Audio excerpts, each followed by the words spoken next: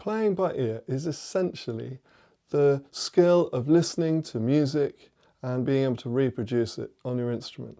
But I tend to use it in a slightly broader context than that. When I talk about playing by ear, I mean the ability to audiate music, to hear it in our imagination, in our mind's ear, in real time, either away from our instrument or as we play. I feel it's my mission to point out elephants in the practice room, things that I hadn't realised during years at music school, but which have transformed my technique in my 30s and 40s. Playing by ear is one of those, or at least playing more by ear than by continually deciphering the symbols on the page in real time, or learning primarily visually by rote. In my ideal universe, sheet music wouldn't exist, and we'd all learn music purely by audiating it, by hearing it in all of its detail. If we are to continue to learn from sheet music, as admittedly I still do most of the time, then we must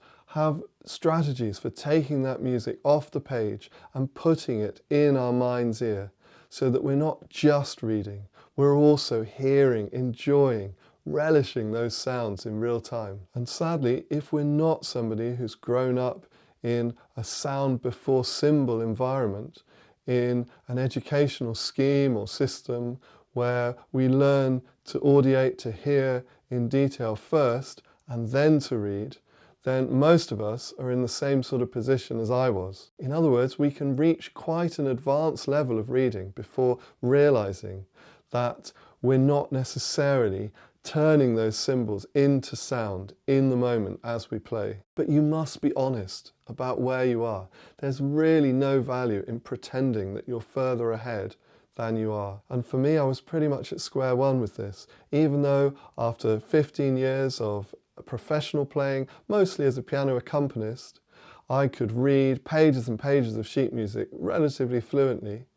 I couldn't sit down and play Happy Birthday on cue. But the good news is, I believe every second you spend paying more attention to music in more detail will kind of flex this muscle, it will practice that skill, and it will start opening your ears, if you like, to the details of musical sounds that you want to play. So I'm going to make some suggestions for using a well-known, iconic tune, Frère Jacques, both to draw your attention to the details of the musical sound and internalize them reliably, and also to link that to your visual experience of music by dictating or writing down some of those pictures. It was always my dream to create a holistic framework, an environment to substitute for the relentless exercises I did over and over at music school, which ultimately led me further away from my goals in technique. And I believe I've achieved that with my Piano Portals online courses,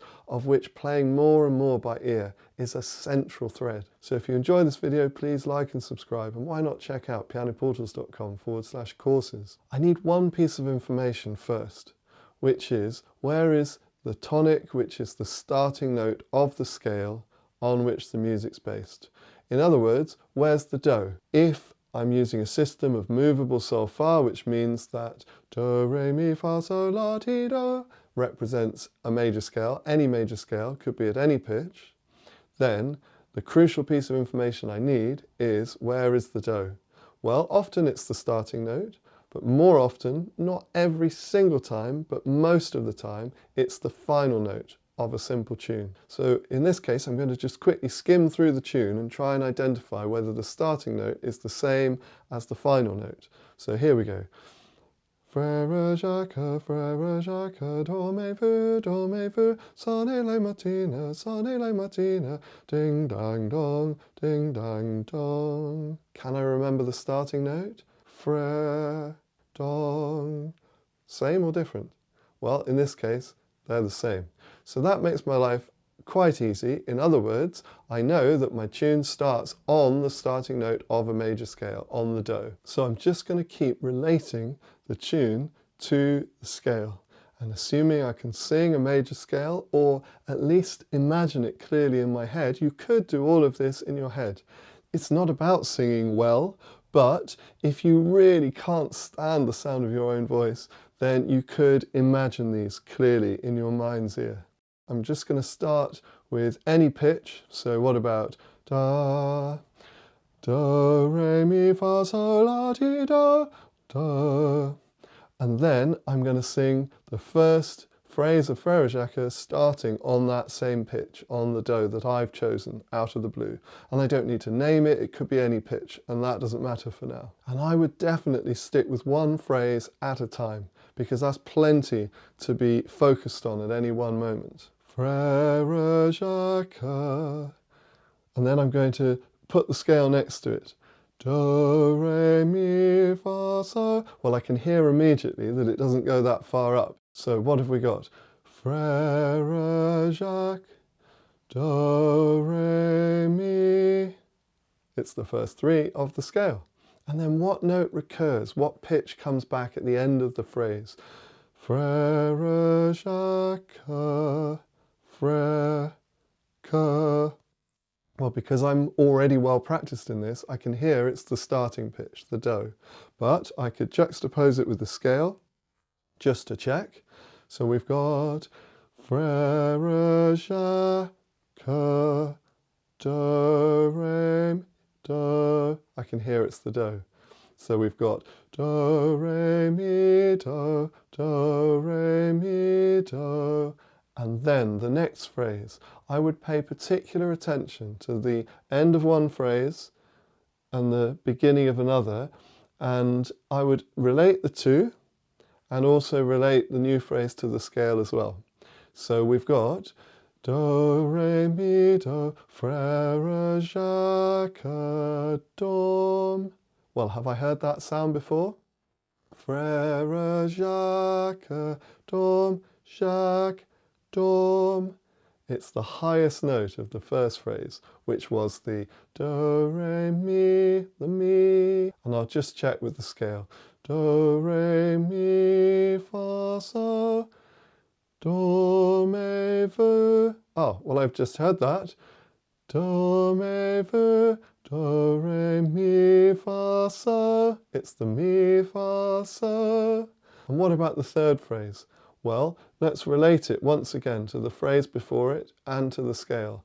So we had Frère Jacques, do, me, fu, son, fu, son.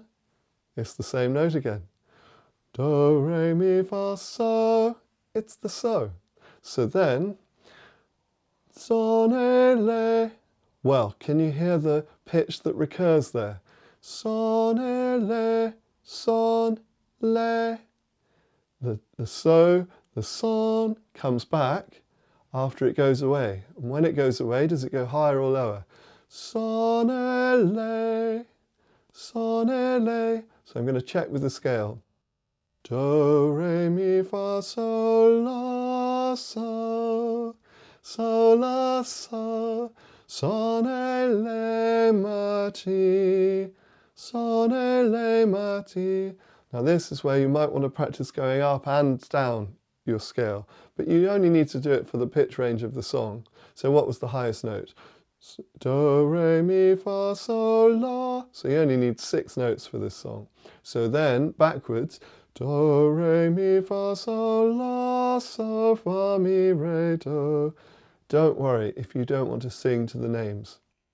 You could just go da da da da da da da da da da da, as long as you can kind of either visualize the scale a bit or just keep your place somehow. It might be too much to remember all the names, especially as this song, it's a simple song, but it's not the simplest song, and I start much simpler than this, which is where I started in my Essentials of Playing by Ear course. So be patient with yourself if you can't process all the names of the solfa steps as well. You do this your way. But the most important thing is you just pay that detailed attention to the sounds and where they fall in relation to each other, or the scale, or both. So we've got son, le, ma, ti, do, re, mi, fa, sol, la, so, fa, mi, son, le, ma, ti, so, la, so, fa, mi, na. Now, where's that n? I can hear it's lower. You could, if you become quite well practiced in this, you could maybe hear that n. Have we had it before? Frère, na, frère. It's the first note. It's what I call long-range hearing, kind of being able to keep the do in my head throughout the whole song. And it does take practice, but I can check with my scale. Do, re, mi, fa, sol, la, so, fa, mi, re, do, na, son, le, ma, ti, na. It's the do. And then finally, na, ding, dang, dong, na, ding. Can you hear that na and ding are the same pitch? So that's the do again. Ding, dang. Now I can hear that goes lower. So this time I'm going to treat the do not as the starting pitch of an ascending scale, but the starting pitch of a descending scale. So do, ti, la, so, fa, etc. But I don't think it's going to go that low. So do, da, da, da, da, ding, dang, do, ti, la, so, ding, dang, dong, do, so, do. You could stick with that, but if you want to take it to the next level and connect what you hear with what you see, don't draw a clef. So just use blank manuscript paper and pick a place, not too high, not too low, for your do of your scale. So what about on the middle line, just because that's quite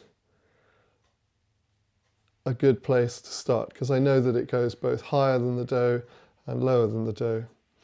And the most important thing is here that we're not associating particular stave lines or spaces with particular pitches like we would do if there were a clef. But the idea is to connect both the pitch direction and the gaps between the pitches with what you hear and see. I know that strictly speaking that's a long note, a semibreve, a whole note, but just for the sake of it, I'm just going to draw these just because it's easy. If I was using a smaller piece of manuscript paper, I might fill them in and just do dots. But I'm not so interested in the rhythm. I'm going to focus only on the pitch. So I'm going to start with my do, and I'm just going to pick it out of the air. So what about do? So I remember that Frère Jacques goes do, re, mi, do. So I'm going to remember that adjacent pitches on the stave, line, space, line, are adjacent scale steps. And then I remember that the do comes back again. Do, re, mi, do. And then that repeats. So rather than write all that out again, I'm just going to do a repeat sign. So, and I can make these fun if I'm doing it with children. I can make them whatever I want. Make them into little cherries or anything I like. And then, do, re, mi, do, Frère Jacques, do, do, Jacques. I remember where it was. So it starts here. Do, me, vu, mi, fa, so. And that also repeats. And then where am I? Do, me, vu, son. Same note. Son, le, ma, ti, na. And I remember that comes back down to the do. Son, le, so, so, la, so, fa, mi, re, do. So I'm back here, and that repeats. And then I remember, I'm always comparing the end of one phrase to the beginning of the next. Son, le, ma, ti, na, ding. Same note. Ding. Do, ti, la, so. Do, ti, la, so. So I'm going to count this carefully on the stave, because if there's no clef, I've no idea exactly what that exact pitch is, but I know that it's do, ti, la, so. I know that it's 4 notes down, an interval of a fourth, if you want to name the intervals or gaps between notes. And a fourth always looks like that, with a note on a line, line to line would be a third, line space line, and then +1 would be a fourth. And then it comes back to the starting note, and then that also repeats. It can feel quite complicated with such a wide pitch range, even though it's such a simple song. But you could do this with any of the 100+ song tracks in the Essentials of Playing by Ear course, which start much simpler. Thanks for watching, and please remember to like and subscribe if you want to continue to think critically about all aspects of your piano playing, and perhaps to find fresh solutions in unexpected places.